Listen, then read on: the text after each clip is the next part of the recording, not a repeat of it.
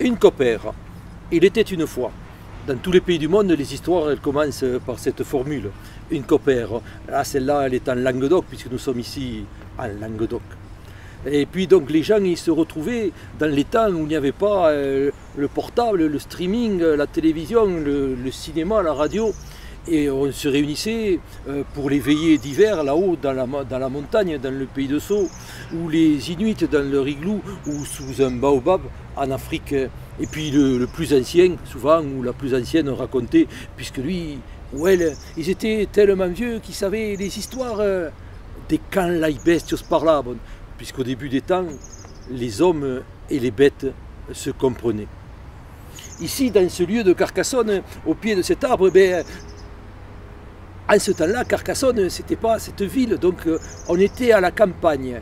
Et d'Isaac Elpi, il y avait une troupelle d'esquirolles, il y avait une troupe d'écureuils. Et dans les fermes alentours, il y avait des galines, il y avait des poules. Et les poules, c'est le repas préféré des renards. Les renards, ils n'avaient pas besoin d'avoir des tickets chez KFC, ils allaient se servir directement chez les propriétaires. Mais les propriétaires, ils se méfiaient, donc ils avaient des chiens, tout ça, et le renard, la mandre, ne trouvait plus le moyen d'attraper une poule. Alors il s'est dit, ah bah il y a des esquirolles, là-bas il y a des écureuils, je vais me faire un bon repas. Et les écureuils, ils batifolaient par-ci, par-là. Ils ont vu le renard arriver et aussitôt, ziou, ils sont montés dans l'arbre, ils ont disparu parce que les écureuils, c'est le lien entre la terre et le ciel. Et le renard, il est resté là complètement idiot parce que lui, ça passe monter aux arbres, il ne sait pas monter aux arbres. Il avait bien faim. Il est revenu le lendemain, mais plus un seul écureuil. L'affaire a duré comme ça une semaine, 10 jours, je ne sais plus. Jusqu'au moment où, évidemment, le renard, il a eu une idée. Il est arrivé de nuit. À Gouloudat, il s'est couché là. Bon, il n'y avait pas de bague, hein, donc il s'est couché par terre. Hein, et a failli les mortes. Il a fait le mort. Au matin, le premier esquirol, le petit esquiroulette qui s'est levé, il est descendu, il a vu ce tas de fourrure. Il est venu tirer l'oreille du renard, lui friser les moustaches, tirer sur la queue, il s'est promené dessus. Et le Rainal, pour les gabopas, et il ne bougeait pas, ce renard. Alors, il a appelé les collègues, oh, les esquiroles, les esquiroles détaillés, tout le monde là-bas, tout le monde descend, on va se faire une grande fête, on est débarrassé, le Rainal est mort, le renard est mort. Ils ont fait une grande farandole, peut-être qu'il y en avait un qui jouait du tambour, l'autre de la trompette, et chantait, ah, le Rainal est mort, le Rainal est mort. Et quand la danse a été au plus fort, le renard s'est réveillé, a mangé tous les esquirolles, il s'est mangé tous les écureuils. Et depuis, dans ce pain, plus un seul esquirole, pas un seul écureuil. Et depuis, la ville s'est construite autour et il n'y a plus de renard. Pourtant, le renard, le Rainal, est un personnage très important dans tous les contes d'Europe.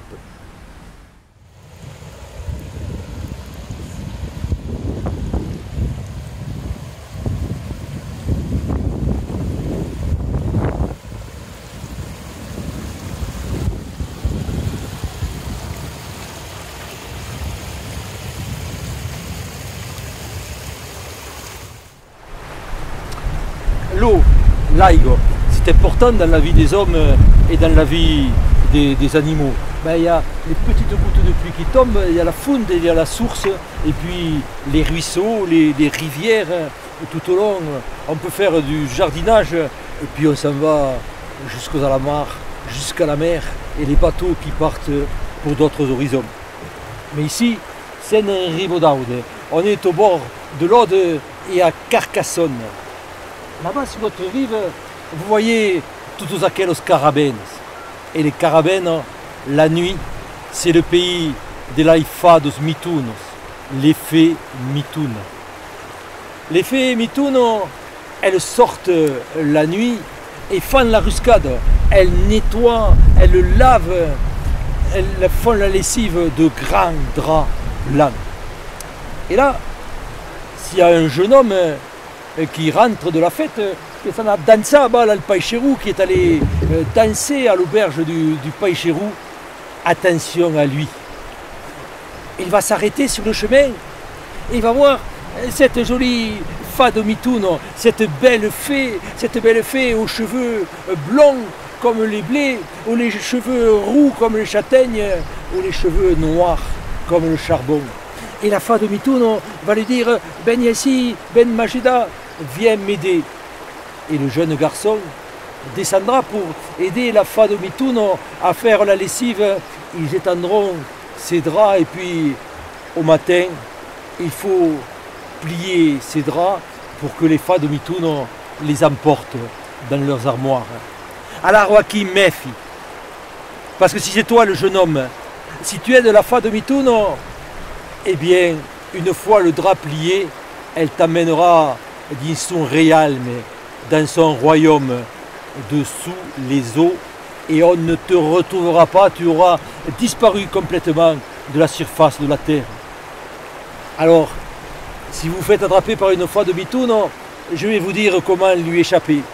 Au moment où on plie les draps, il faut faire à l'envers de ce qu'elle fait.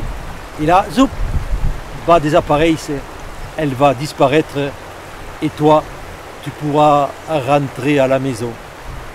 Mais voilà qu'un jour, les jeunes de la cité étaient descendus faire la fête justement au Païchérou. Quand ils ont voulu rentrer, à minuit, aude est remontado. L'eau était montée et le gué était submergé. Ils ne pouvaient plus traverser. Ils étaient bien embêtés. Ils ont dit, papa et maman, Nema, ils vont nous crier parce qu'on ne pourra pas nourrir les animaux, tout ça. Coussi en enfaire. Et c'est alors qu'un cheval est apparu et leur a dit, hey, le chaval, vous allez faire traverser le rio. Moi, le cheval, je peux vous faire traverser la rivière. Alors, le premier goujat, est monté sur le cheval, le premier a sauté en croupe là sur le cheval, le second a suivi, le troisième a suivi. Et chaque fois qu'un garçon montait sur ce cheval, le cheval baigno belle, le cheval s'allongeait. On est arrivé comme ça au 13e des garçons.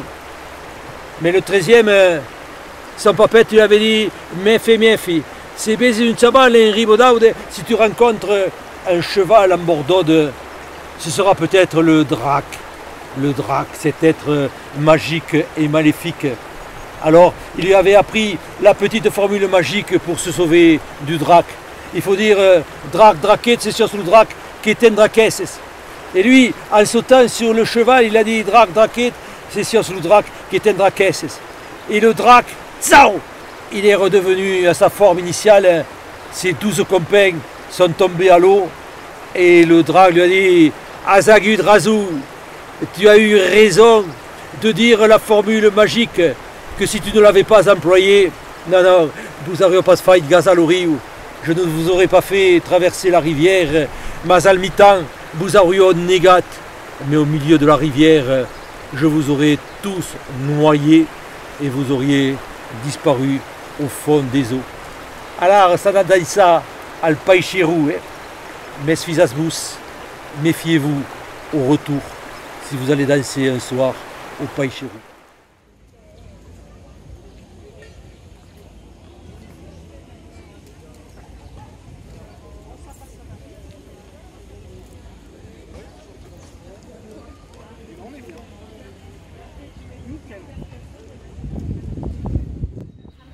Et bien, nous sommes à Ciutat, nous voilà à la cité de Carcassonne. Et bien évidemment, à l'entrée, il y a cette belle statue de Dame Carcasse. Cela se passait vers les années 800. Et Dame Carcasse était la seigneur de ce château. Et voilà que les troupes de Charlemagne sont venues faire le siège de Ciutat. Ben, il n'y avait pas beaucoup de soldats. Alors, Dame Carcasse, elle a utilisé une première ruse.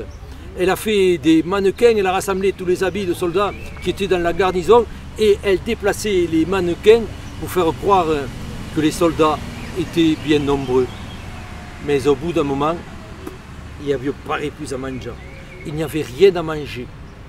Dame Carcasse a demandé qu'on rassemble tous les vivres qui restaient dans le château.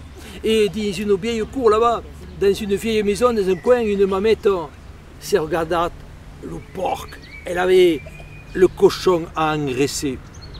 Les gens du château, quand ils ont vu ce cochon, ils ont dit, avant d'être fait prisonnier par Charlemagne, on va se régaler, on va se faire du fréginat, on va se faire des coustelous, on va manger ce cochon. Mais Dame Carcasse a dit non, on ne mange pas le cochon. On donne tout ce qui reste de blé, de pain, de nourriture, de légumes au cochon. Et le cochon, il devient bien grasse, une porc grasse. Et quand le cochon a été bien gras, eh bien Dame Carcasse, elle a pris le cochon et zou, l'escampette par-dessus le bar, elle l'a jeté par-dessus les remparts. Il s'est explosé là, au pied des troupes de Charlemagne qui a dit non, ils ont trop de vivres. Il lance les cochons par-dessus les murailles, on va lever le siège. Et les troupes de Charlemagne sont parties. Et pour fêter la victoire, Dame Carcasse a fait retentir les cloches. Et tout le monde s'est mis à crier « Carcasse sono, Carcasse sono, Carcasse sono ». Dame Carcasse sonne les cloches pour célébrer la victoire. Et depuis, le nom de la ville est Carcassonne.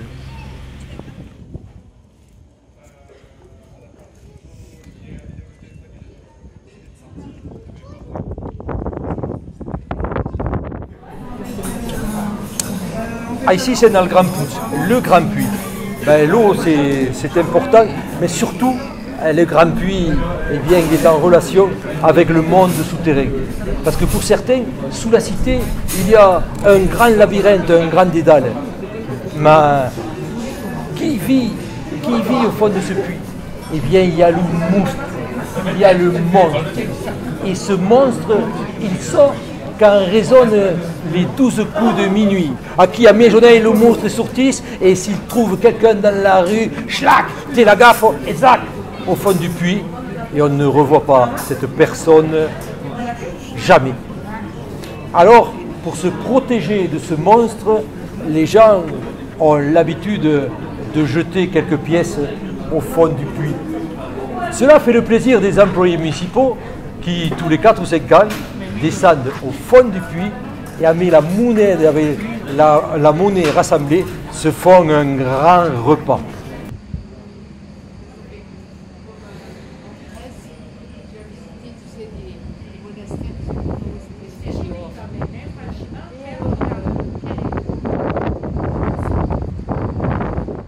Waouh, qu'elles font peur ces gargouilles de l'église de Saint-Nazaire.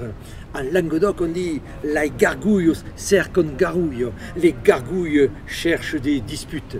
Et voilà quelques années, les petits de l'école Calandrette avaient imaginé une histoire où ces gargouilles abandonnaient les murailles de l'église la nuit et essayaient par tous les moyens de retrouver la forme humaine que leur avait dérobée une brèche.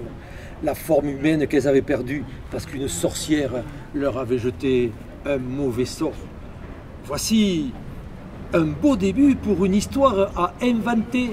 Mais moi j'ai fini. Et les contes, ça se termine par et cric et crac, passer per un prat et le conte est acabat. Le conte est achevé puisque j'ai traversé le pré et c'est à vous maintenant de vous mettre au travail et à imaginer de belles histoires. Allez, zou, al travail!